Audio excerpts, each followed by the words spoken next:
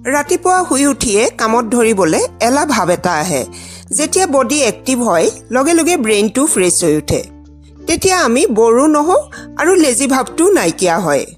কাম আৰু ডিচিপ্লিন এই দুইটা বস্তুৰ অবিহনে একোৱে বিকল্প নাই। এই দুইটা কথাৰ এটাও মেইনটেইন নকৰি জীৱনত যি কামেই নকৰো কিয় কেতিয়াও ছাকচেছ নহয়। কথাতে কৈয়ে নহয় স্ৱেট টুডে চাইন টুমৰো।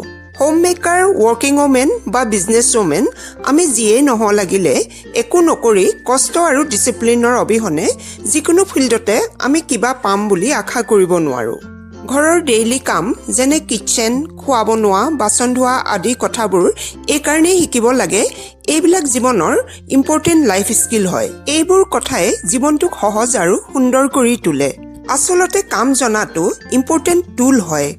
ল'ৰাই হওক বা ছোৱালীয়ে হওক কাম জনাটো খুবেই ইম্পৰ্টেণ্ট। মই সদায় চেষ্টা কৰোঁ ৰাতিপুৱাৰ প্ৰতিটো কামেই যাতে সুন্দৰ আৰু চিজিলকৈ হয় আৰু সময়ৰ মধ্যে মেনেজ হয়, যাতে কোনো কামেই বাকী নাথাকে। আজি ব্ৰেকফাষ্টটো খুব চিম্পুলকৈ বনালোঁ।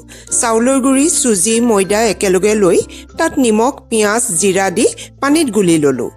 ঘৰৰ 3টা মানুহৰ লগতে কাম কৰা মালিৰ কাৰণেও চাহ বনালোঁ। বহুত দিন বৰষুণৰ অভাৱত ঘৰৰ ভিতৰ আৰু বাহিৰবোৰ ধূলিৰ কাৰণে খুব সঘনাই চাফা কৰিব লগা হৈছে। ঘৰৰ তলখন, গছৰ পাত, টাবৰ পাতবাহাৰবোৰত বগাকৈ পৰি থকা ধূলিবোৰ হাজবেণ্ডে প্ৰায়ে পানীৰ পাইপডালেৰে ধুই পেলায়। তলত থকা হোমষ্টেৰ ৰুমবোৰৰ ফেন, ভেণ্টিলেশ্যনবোৰত মালিৰ চাফাই কাম চলিছে। ৰাতিপুৱাৰ ঘৰৰ কাম শেষ কৰি গা ধুই ফ্ৰেছ হৈ ল'লোঁ। পাচলিৰ পৰা ৰেচনৰ যি বস্তু নাছিলে এখন লিষ্ট বনাই অৰ্ডাৰ কৰিলোঁ। যেতিয়াই ঘৰলৈ বজাৰ কৰা হয় পাচলিয়ে বা ৰেচনৰ বস্তু, মই চেষ্টা কৰোঁ লগে লগে বস্তুবোৰ চিজিল কৰি থ'বলৈ। পাছত কৰিম বুলি থ'লে পৰিয়েই থাকে। যদি লগে লগে কামবোৰ কৰি পেলোৱা হয় কোনো অসুবিধাই নহয়। যোৱাকালিয়ে ধুই থোৱা বহুতবোৰ কাপোৰ আইৰণ কৰিব লগা হৈ আছিলে। গোটেইবোৰ কাপোৰ উলিয়াই আইৰণ কৰি ল'লোঁ। সদায় আজি যাম কালি যাম বুলি ভাবি থাকোঁ। নিজৰ কাৰণে সময় উলিয়াই এইবাৰ পাৰ্লাৰ পালোগে। পাৰ্লাৰলৈ যোৱাৰ আগতেই চিকেন বনাবলৈ গোটেইবোৰ ঠিক কৰি থৈ গৈছিলোঁ। ঘৰলৈ আহিয়েই চিকেন বনাবলৈ লাগি গ'লোঁ। ইফালে ৰাইচ কুকাৰত ভাতো বহাই দিলোঁ। আজি 2টা বজাত ছোৱালীৰ গীটাৰৰ নিপুণ টুৰ এক্সাম আছে। সেয়ে ভাতটো খুব সোনকালে খোৱা হ'ল।